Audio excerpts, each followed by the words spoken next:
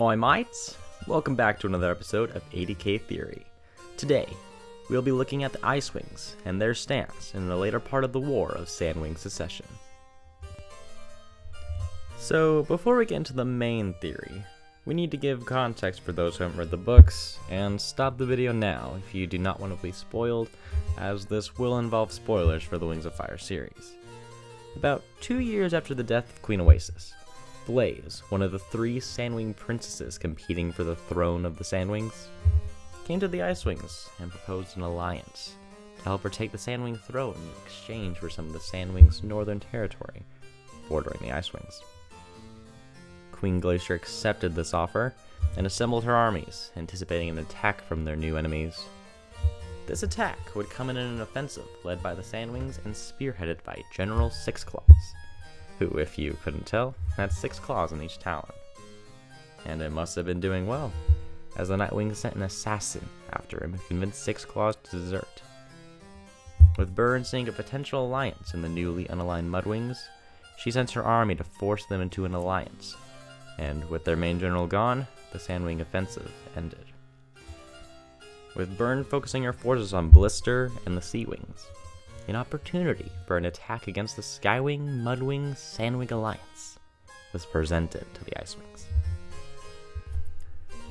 Around 5004 to 5007, after Scorching, the Icewings would attack the Five-Tail River, taking it over in a matter of weeks. Icewings that had been against the war went to the only town that no one would look for them, that being the Scorpion Den. Now, many saw an opportunity, and the few made the hard journey from the Five-Tail River to the Scorpion Den, which is why we see several Icewings there by the time of Book 5. We also see a few of them in possibility by the end of the war, though it is likely they didn't hold all of the river for as long by the end of the war, and the town would be back in Sandwing hands by then. No matter, the northern part of the river would be enough to mount their next part of the offensive, an attack into Skywing territory. Battles between the Skywings and Icewings are alluded to throughout the series, but directly confirmed in the prologue of Winter Turning when Hailstorm says he had seen Queen Scarlet during a battle. It is also likely that the Icewings mounted at least one attack on the Skywing Palace as Clay spots collapsed towers and scorch marks along the walls from the Skywings' defense. It is unlikely this was the Sea Wings, as Sea Wings are only really useful in battle and coastal attacks, or if they are in the sea. Also, the fact that several Icewing prisoners can be spotted in the Skywing arena during the events of Book 1 shows that battles between Icewings and Skywings were happening up until the main series.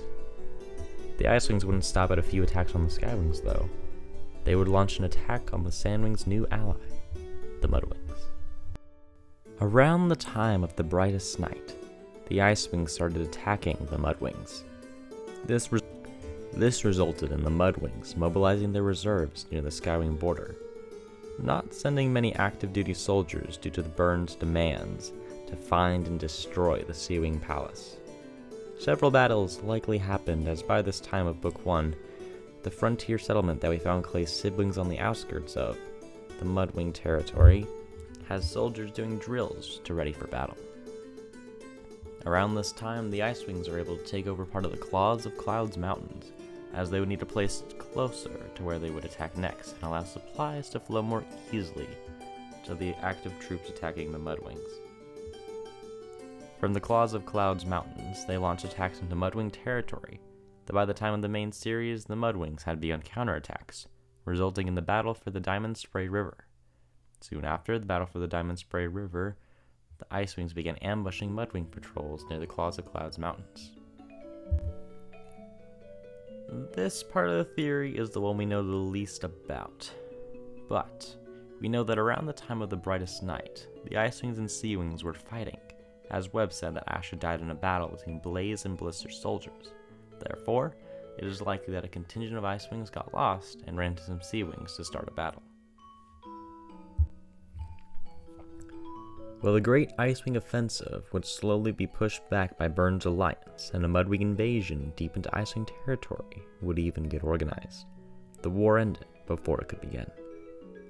Understanding the offensive shows the bigger picture of the War of Sandwing Secession, and who it played out, and the effects of the Icewing offensive still linger today in Imperia, as many Mudwings after the war are still scarred to this day, such as Sora, a former student at Jade Mountain Academy, would attempt to kill a fellow student, Icicle, because she had killed her sister during the Battle of the Diamond Spray River.